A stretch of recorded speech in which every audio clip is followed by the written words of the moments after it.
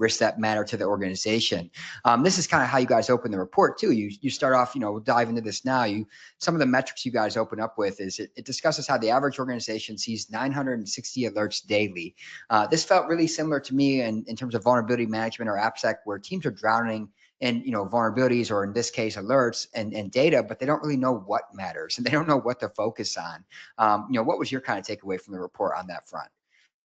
No, absolutely. I think there are a lot of parallels with the well management space. And what's interesting is that the problem in security operations is even more challenging, right? Because in the case of vulnerability management, you're dealing with AppSec, and so it's a it can be broad, obviously there, but it's still AppSec. The domain is application security.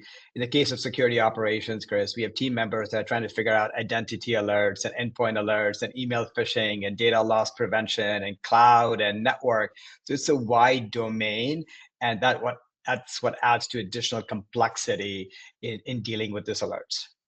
Yeah, something else I found interesting in there is you said the average organization has, I think it's 21 tools that are generating alerts.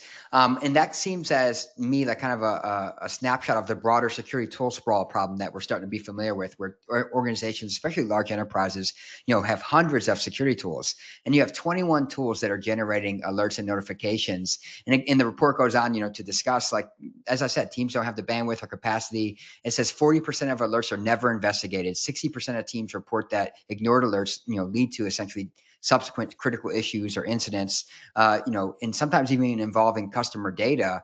And that's a pretty damning statistic when I read that. From your perspective, building in this space, with Profit, how does AI help address that challenge? Yeah, I mean, I think we see this just about every day with our customers, right?